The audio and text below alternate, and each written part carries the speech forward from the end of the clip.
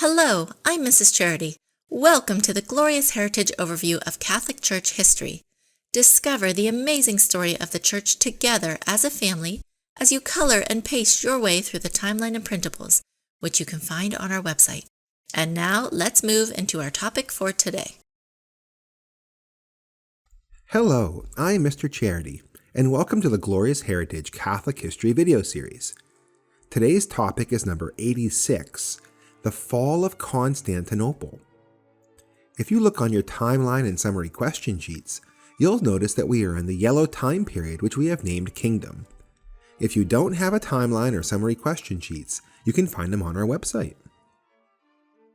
Do you remember way at the beginning of this history series, the Roman Emperor Constantine converted to Christianity and he ended the horrible persecution of Christians? Constantine went on to build a brand new city far away from the capital of Rome. This was the city named after him, Constantinople, which means Constantine's city, and it was the capital of the Eastern Roman Empire. But then something very important happened in 476 AD, when the Western Roman Empire fell to the barbarians. That meant that the Eastern Roman Empire was all that was left of the old Roman Empire. We call this Eastern Roman Empire the Byzantine Empire, and it continued on trying to protect its territories. The Byzantine Empire did not obey the Church, though. They thought they did not have to listen to the Pope in Rome, and as a consequence, they fell into all kinds of various heresies that sprang up through the centuries like deadly weeds. Then in the 600s, a new threat emerged to the Byzantine Empire from the deserts of Arabia. This new religion of Islam swept across the east like a tidal wave. The Byzantines lost much of their territory to various Muslim empires, and they had a lot of work to do to defend themselves. But of all the threats to the Byzantine Empire, it was the Ottoman Turks that were the worst. In 1071, they took a large chunk of territory away from those Byzantines, and from that point onward, they were weakened. And then sadly, they still refused to obey the Catholic Church, and their emperor and their bishops were excommunicated in the Great Schism of 1054. Then finally, in 1453, the Byzantine Empire finally fell completely. In May of 1453, the Ottoman army and navy arrived at Constantinople, ready to besiege and conquer this old city. The Byzantines were protected in their city for centuries from Muslim invasion because of the city of Constantinople's very high and big walls. In fact, they had 3 sets of walls that surrounded the city on the land, and the rest of the city was surrounded by the ocean. The walls were nearly impossible for invaders to get over, and they kept the city safe for a long time. But something was invented in the 13 and 1400s that changed the whole way in which armies attacked fortified cities.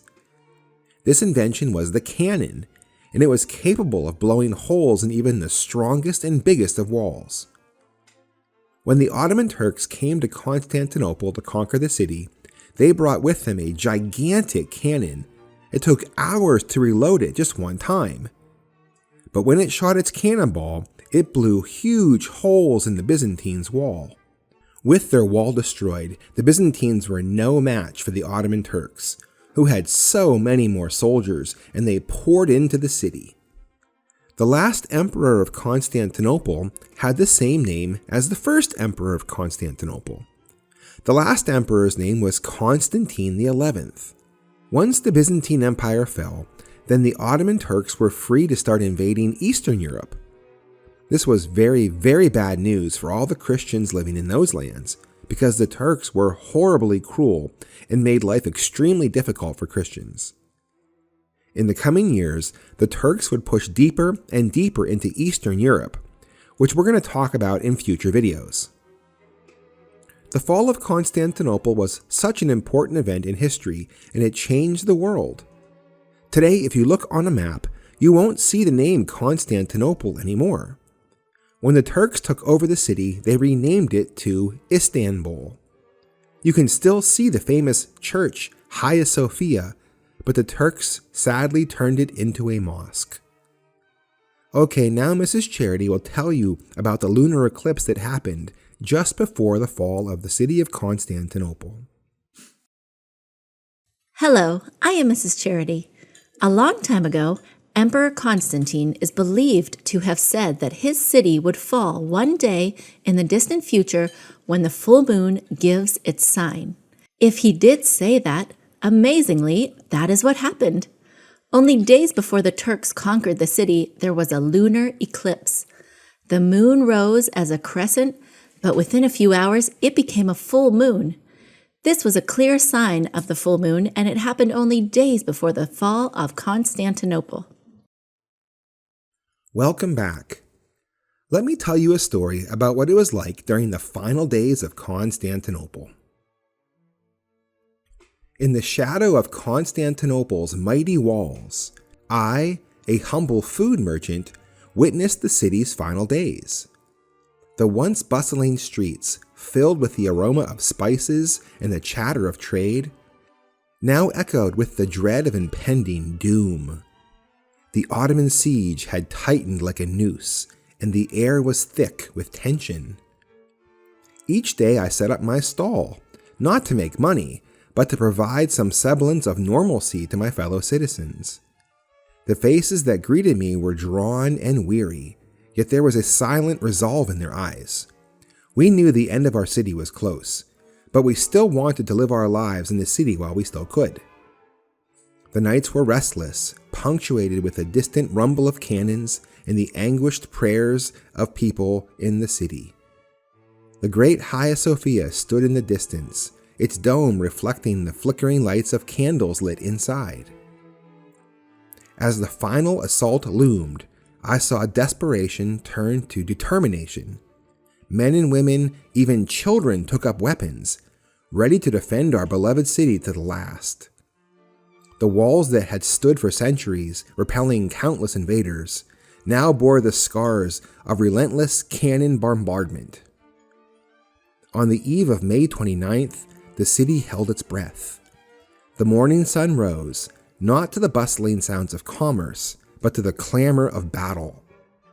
The Ottomans unleashed their fury, wave after wave crashing against the weakening defenses. I stood at my empty stall one last time, the fruits of my labor left untouched.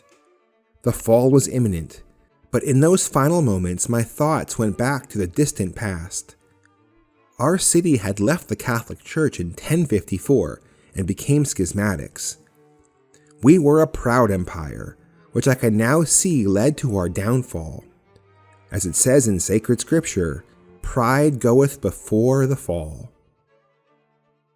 Well, that's all for today. Make sure to join us next time when we talk about the Holy Roman Empire. I hope you enjoyed and learned something new today. Visit our website, www.gloriousheritagecartoons.com, where you can find more educational supplements, cartoons, books, and printables. You can also follow us on YouTube, Facebook, and Instagram to get notified of our latest updates and videos. And if you like our work and want to support us, you can make a donation on our website or on Patreon. We really appreciate your generosity and kindness. Please don't forget to like, comment, share, and subscribe to our channel, and see you next time.